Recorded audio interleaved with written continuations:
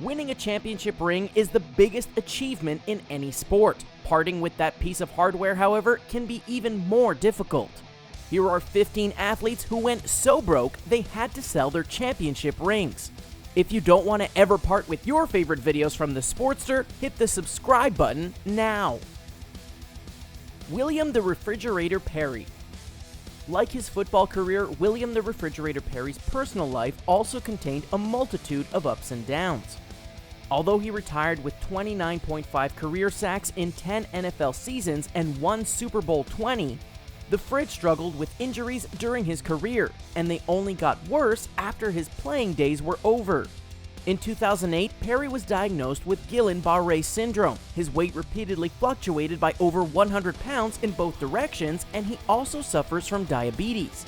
After previously auctioning off his enormous size 25 Super Bowl ring to pay for medical bills, Perry had the jewelry graciously returned to him in 2010 by a 10-year-old boy who bought it back for $8,500 with the help of his mother.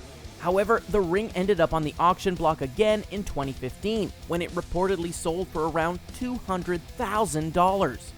The Fridge was not the benefactor in that particular auction, and he now lives in an assisted living facility and survives off of Social Security and disability checks. Lenny Dykstra. Former New York Mets and Philadelphia Phillies outfielder Lenny Dykstra didn't just end up so broke that he had to sell his World Series ring, he ended up so broke that selling his World Series ring didn't even amount to a drop in the bucket. Despite playing in the MLB for a dozen years and earning 3 All-Star nods, the oft-injured Dykstra was broke a little more than a decade after he retired. In addition to a failed charter jet and magazine company, Dykstra also failed to flip Wayne Gretzky's former house and another mansion, and in July 2009, he filed for bankruptcy. 1 month later, he was said to be living out of his car and in hotel lobbies, and 2 months later, he auctioned off his 1986 World Series ring for $56,762. Not only did Dykstra's debt total some $31 million, but he also faced charges of embezzlement, obstruction of justice, fraud, and making false statements during his bankruptcy proceedings. For those of you who love ad-free viewing and free things, we're excited to announce the Premium Network. The Premium gets you early access to videos from the Sportster, CBR, The Gamer, and many other great channels. Literally thousands of videos in one place with ad-free browsing. How sweet is that? Sign up for free at The Premium by clicking the link to start binge-watching videos from your favorite channels.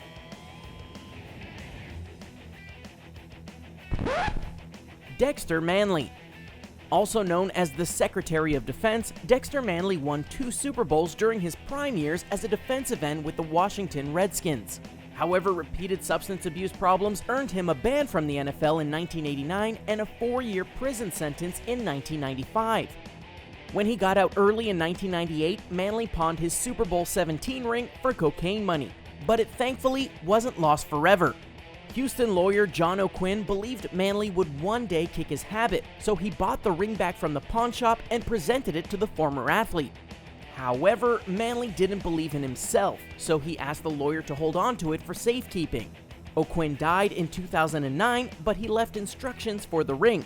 If Manley could stay clean and sober for 4 years, he'd get his hardware back. So, in January 2011, true to O'Quinn's word, the ring finally returned home. Antoine Walker. Life has been quite the roller coaster ride for 13-year-old NBA veteran Antoine Walker. On one hand, the guy won an NCAA championship with Kentucky, was a first-round draft pick, earned 3 NBA All-Star selections, and got a ring with the Miami Heat in 2006. On the other hand, Walker has been robbed twice, he got a DUI and was arrested for writing bad checks in the same year, he has struggled with an addiction to gambling and racked up debts with numerous Las Vegas casinos, and his ex-fiancée bled him dry and ditched him when his money ran out. In 2010, Walker was forced to file for Chapter 7 bankruptcy, allegedly owing $12.7 million against only $4.3 million in assets. As part of his settlement, a judge forced the former forward to liquidate his assets, which included selling his NBA championship ring for $21,500. However, the roller coaster ride finally ended in 2013 when Walker reported that he was debt-free. Lester Hayes. Lester Hayes spent a decade playing cornerback for the Oakland and Los Angeles Raiders, where he earned 5 Pro Bowl selections and won Super Bowls 15 and 18. In the late 90s, about 10 years after his career ended, Lester Hayes suddenly needed to pay for an emergency dental procedure. He still had some money, but it was tied up in what he called a Charles Barkley kind of bet. So Hayes pawned one of his rings for a loan, hoping he'd eventually win and wouldn't lose the jewelry. The cornerback not only failed to win the bet, but he was also stricken with an illness which forced him further into debt. The pawn shop ended up selling the Super Bowl hardware for $18,000, and Hayes never got it back. However, when he got back into the black, he contacted the original manufacturer and had a replica made instead. Funny thing is, he's not the only former Raider who had to eventually sell his ring, as you'll soon see. Ray Guy. Former Oakland Raiders punter Ray Guy is often considered one of the greatest punters to have ever played the game. He was a teammate of Lester Hayes in both Super Bowl XV and XVII, but he earned his first ring in the Raiders' 32-14 win over the Minnesota Vikings in Super Bowl XI. But being teammates isn't the only thing that Guy and Hayes have in common, as Guy also found himself in dire financial straits and had to part ways with his beloved rings. Despite receiving an NFL salary for 14 years, Guy declared bankruptcy in 2009 and put all 3 rings up for auction. In the end, they fetched a little more than $80,000, but the former punter was clearly distraught over having to sell his hardware. When asked to comment on the sale, Guy simply and sadly responded by saying, "Sometimes you gotta do what you gotta do." Skip Thomas. Cornerback Skip Thomas spent each of his 6 NFL seasons as an Oakland Raider, and although he wasn't a teammate of Lester Hayes during any of the team's Super Bowl wins, he and Ray Guy both played in and won Super Bowl XI together. Also, like both Hayes and Guy, Thomas eventually had to sell his ring. In Thomas's case, he simply walked into a Kansas City pawn shop one day with his arms full of memorabilia, which in addition to the ring also included a trophy the city of Oakland presented to each Super Bowl XI starter. He had fallen on hard times and was in danger of losing his house to creditors. The diamond-adorned ring fetched an undisclosed amount that apparently seemed like enough for Thomas, but it sadly wasn't enough to save his house. Alright, let's take a break from all of these lost rings, with a quiz about someone who got to keep all of his. Among both players and coaches, which individual has earned the most rings all time? Stay tuned until the end for the answer. Jose Canseco. For all the outlandish stunts former MLB outfielder Jose Canseco has pulled, selling one of his 2 World Series rings is probably the least ridiculous thing that happened in his life. Remember? This is the guy who used steroids, ratted out other players, attempted a comeback at age 49, participated in multiple celebrity boxing tournaments, accidentally blew off his finger while cleaning a gun, and was arrested countless times for everything from domestic abuse to leading police on a high-speed chase. The ring, which came from his stint with the New York Yankees in 2000, was reportedly put up for auction in 2005 and sold for $40,000, enough to cover the $32,793 in taxes he owed to the state of Massachusetts. For the record, the lavish piece of jewelry contained 22 major diamonds and 34.5 grams of gold. Canseco later tried to sell his 1989 Oakland A's ring for $100,000 in 2012, but the asking price, was a little too high. Thomas Hollywood Henderson. Thomas Hollywood Henderson only played in the NFL for about 5 seasons, but he earned a trip to the 1978 Pro Bowl and won Super Bowl XII as a member of the Dallas Cowboys. However, his off-field life included struggles with alcohol and cocaine, a 1983 arrest for sexual assault that came with a 28-month prison sentence, and having his Super Bowl ring seized in order to pay back taxes. According to Henderson, his Hollywood persona died on November 8, 1983, the day he became sober. The former linebacker has now reportedly been clean for 34 years, and the universe has rewarded him twice since. He won the lottery in 2000 to the tune of $28 million, which coincidentally adds up to $1 million per month spent behind bars, and won another $20,000 shortly afterward. When asked what he does now that he's a lottery winner, Henderson replied, "Not a damn thing, and I don't start that until after lunch." Rocky Bleier. After leading the Notre Dame Fighting Irish to the National Football Championship in 1966 and getting drafted in the 16th round of the 1968 NFL Draft, life started to get rocky for Rocky Bleier. He was drafted into the Army later that year and was soon shipped off to Vietnam, only to find himself on the receiving end of a bullet during an ambush in a rice paddy on August 20th, 1969. After eventually getting discharged from the hospital and military, Bleier was welcomed back to the Pittsburgh Steelers and worked his tail off in order to get back in shape and lead the team to 4 Super Bowl victories between 1975 and 1980.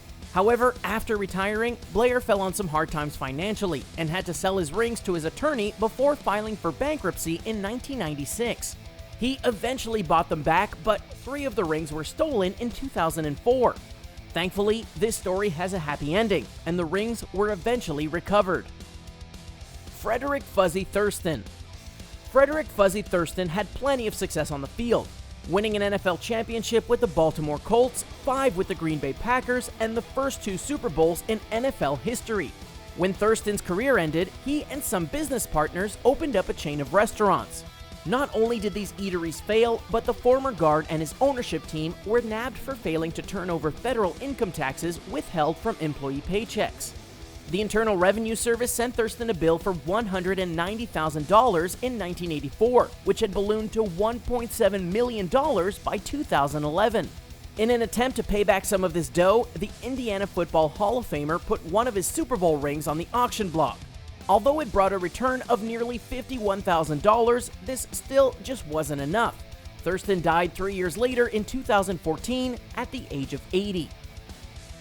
Randy Brown. Former point guard Randy Brown was selected in the second round of the 1991 NBA draft and put together a respectable 12-year career in the Big Show.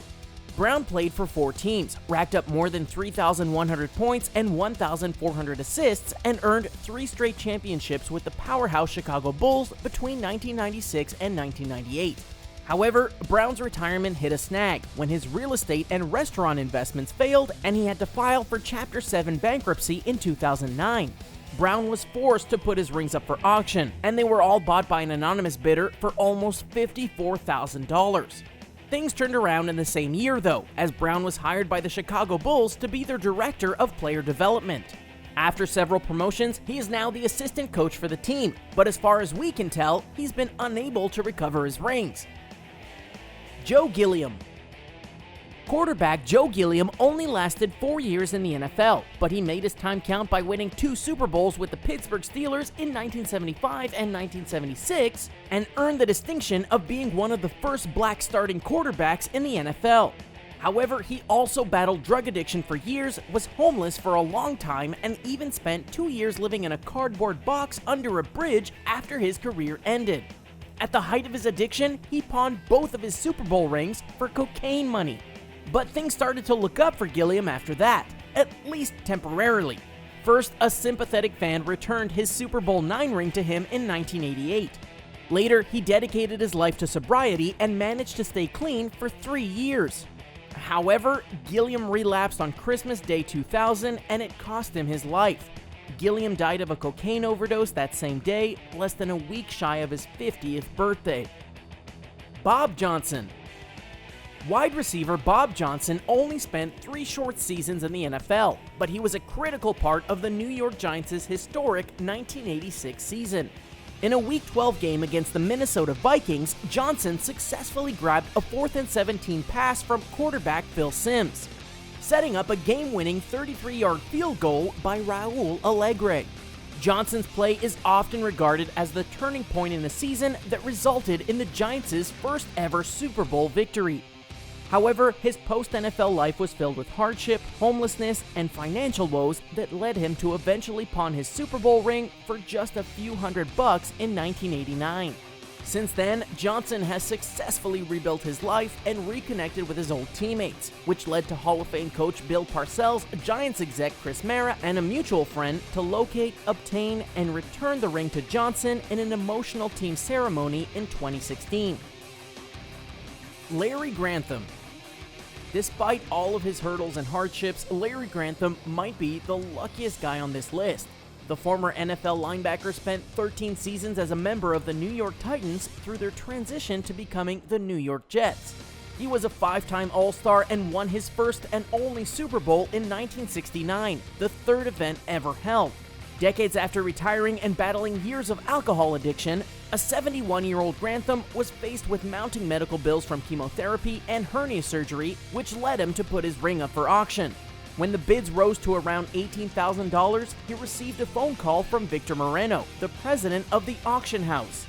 Acknowledging Grantham's long history of charity work, Moreno teamed with the charities aided by the linebacker in the past, and together they gathered enough donations to not only return the ring to Grantham, but to pay for his medical expenses too.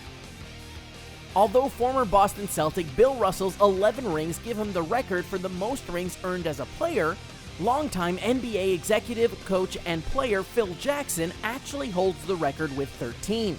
11 were won at the helm of the Bulls and Lakers, and 2 were won when he played for the New York Knicks. Are there any more famous stories about athletes having to sell their rings? Let us know in the comments below, and be sure to like and share this video. For more sports action, follow the Sportster on YouTube.